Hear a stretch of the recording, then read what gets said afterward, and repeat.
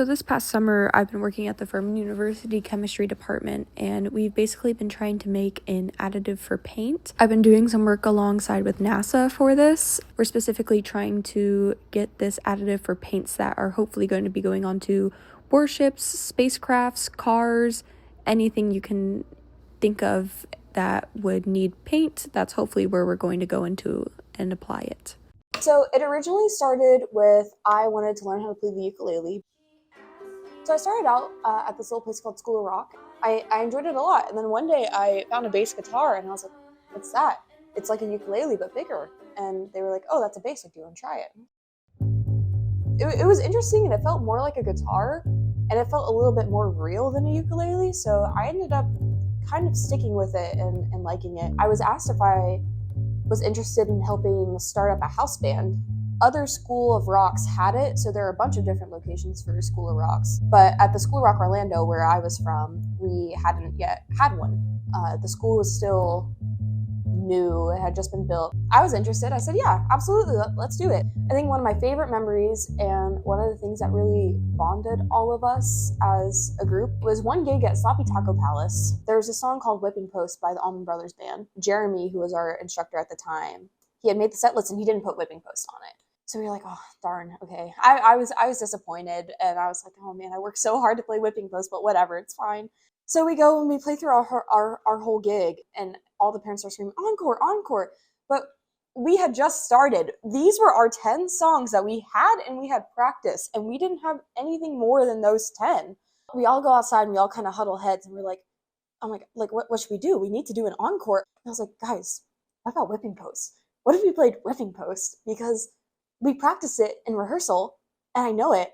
And they're like, can you play it? Because I kind of been messing up. I was very anxious at the time. I was like, no, I can do it. Like, I can do it. I can prove that we can play Whipping Post. So we get up there and you know, and I start playing Whipping Post, and I see Jeremy out of the corner of my eye. He's like, he turns away, and I'm like, no, it's okay. We got this. We can do this. And it was like just one of the most emotional experiences of my life to have worked for something so hard, be denied, and then just kind of do it anyways. And we all had this like huge group hug. That was one of the absolute best, very, very early glory days moments that I had. But then eventually we got to the point where touring was an option. We were actually going to be able to tour up the East Coast. That being said, it was really tiring. I slept a lot on the tour bus. We were out till 12 doing gigs. I actually felt like a rock star. And then, hey, we were up at 5 a.m. the next morning because we had to get on the road. We went all the way to Chicago and we performed there. We went to Nashville. We were on the second floor, and I was able to sit outside the window and just look at all the different buses. And, you know, there's like drag queen buses that were coming by. And I was like, oh my goodness, I come from a little conservative family in Orlando. This is, oh my God, my mom would kill me if she knew I was seeing this right now. But it was so fun. Victor and Alex V were our guitarists. Victor was actually my first ever boyfriend. Things in our relationship got to a point where I felt I had to end it. So I broke up with him. And because we were all 16, that was the most devastating thing in the whole wide world. I actually stayed in the band for a whole year after that happened, but my interest was fading. I had dated Victor mainly to try to convince myself I could be straight, because I wanted my parents to be able to walk me down the aisle. That's something I always thought was, I want my parents to be able to walk me down the aisle, and they won't do it if it's with a woman. My family is very Christian Baptist.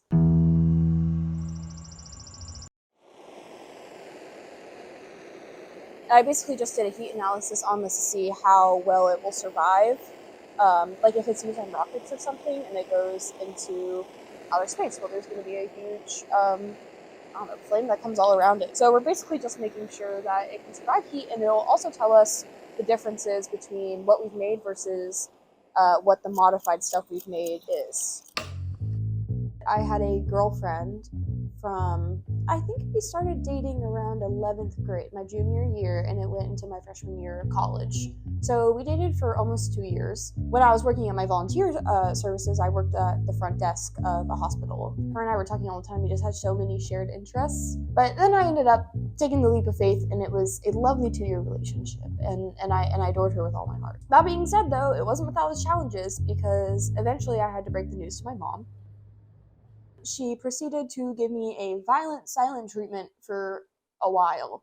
And I was like, I need to go talk to someone. At this point, I'd been carrying this on my shoulders for about 2 months, and it was so heavy, and I was just about to break down at every little instance. So Miss Merritt was our guidance counselor. So I went in, and I looked like I'm gonna cry. She's like, "Campbell, what's wrong?" And I go, "No, no, no. Before we start any of this, I need you to tell me what you can or can't report." She's like, "Well, any sort of thoughts about like harming yourself, harming others." I said, "Okay, what about homosexuality? What about that do you need to report?" They make you sign contracts as teachers at the First Academy that like you will not condone any homosexuality, any sexuality, like anything, and you will report it like immediately for that kid to then be sent to some sort of conversion therapy. And she kind of looked at me. She's like, "You can talk to me, Campbell. Campbell, you can talk to me. It's okay." So then I just burst into tears. I explained how my mom hasn't spoken to me in 2 months, how, she, every time we do talk, it's passive aggressive, or I don't even know who my daughter is anymore, and all these sorts of just like really hurtful comments that I just felt so bad about because it was my mom. And I felt so much better after talking to her, and things were I felt like a load was lifted off my shoulder. Then about a week later, our school has a bricklaying ceremony where you get your name and like your two biggest achievements and your class year, and you put it in the ground. So I wake up to my mom just walking into my room, and she's like, "Campbell, we have to go to your bricklaying ceremony." And at this point, context, my mom had actually started speaking to me. I finally broke down to my mom and told her I couldn't take it anymore. I, I that I was so sorry, and that I would just never be happy the way that she wanted me to be. And she actually let me begin talking to her about my girlfriend at the time and telling her more things about my girlfriend. So my mom and I had healed. We were good. So her walking in my room saying, "Campbell, get up, we have to go," was a little strange. And I was like, "Okay, hey, is something wrong?" She goes, "Miss Merritt called." And I went, "Miss Merritt called? About what?" She goes, "Well, she decided to tell us that if you keep talking about being gay, they're going to have to withhold your diploma." Private high schools have wide latitude in both their admissions policies as well as their retention policies. It is certainly not at all unusual for such a school to essentially expel a student, to withhold a credential such as a diploma. And again, as a private religious institution, they have the legal ability to do that. I was in absolute shock.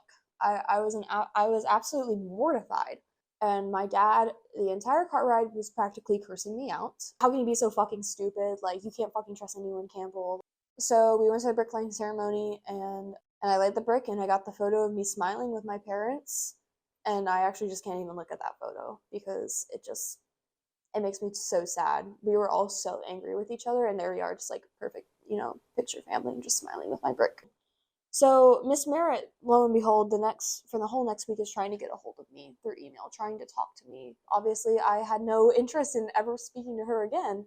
And eventually, she hunts me down and she finds me, and she's like, "I just wanted to say, Campbell, like, I just, as a mother, the Lord put it really heavy on my heart to talk to your mom." And I looked at her and was like, "Yeah, no, I understand." I had been scared into coercion. I did not want my diploma to be withheld. I didn't want anything else coming out, and I didn't want my parents to disown me.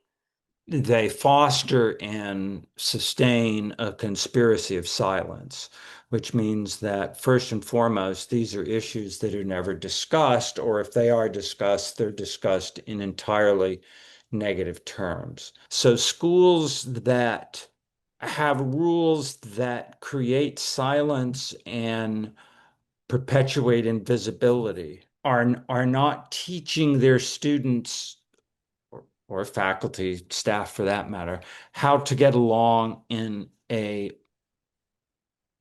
culturally pluralistic society. With the situation that Campbell experienced with our school counselor, hearing about that was definitely really tough because if this made it back to our parents, there were specific people in my group whose parents would have taken away everything. My parents would have taken away most things from me if they had found out that I was involved in any kind of friendship with anybody with that kind of identity. You know, I was actually very happy when I walked across the stage and got my diploma and opened it. I really thought it was going to be a blank, but it wasn't. I had my diploma, and I got the hell out of it.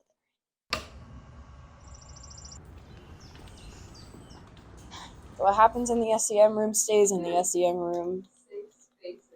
It is a safe space, actually. Everyone, what's your biggest problem right now? We're getting really close to where we need to be within our research.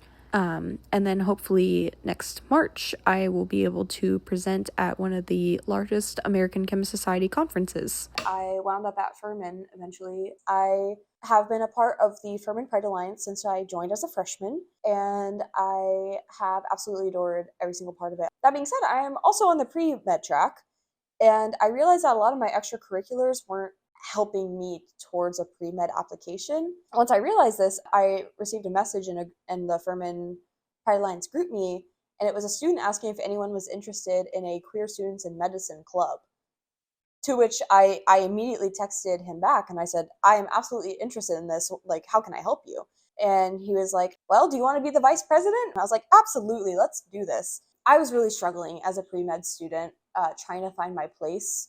I was asked by professors who were mock interviewing me for medical school, okay, so are you going to go about this gay thing being flamboyant, or are you never going to mention it and keep it to yourself? These are the two paths. Which one do you want to take? And so I felt like I was kind of forced into a corner where I either had to make it a whole part of my life, it had to be the motivation behind why I did everything, why I care about people, why I want to go to medicine, or completely shun it out, don't say anything. So we're hoping to connect students and let them know that there's actually a lot more choices than that. You're not going to be as confined as you think you are. We are living in a moment when we are seeing significant reversals in social, political, and even economic policies that are being spearheaded by the current administration on the federal level. Schools find themselves having to comply. So, in the moment we're living in, we are bound to see things to get worse before they get better. Not putting any pressure on you, but it's up to you to change the world. People will say, well, I'm gay, I was made this way, I can't change it, it's not a choice. But I actually really do choose to be gay every day. It isn't something that I was cursed into. It wasn't something that fell upon me and every day I have to fight to make it out normal. No, there's so much joy to be had. Things are going to change. They always do. And if you're not changing, you're not doing something right.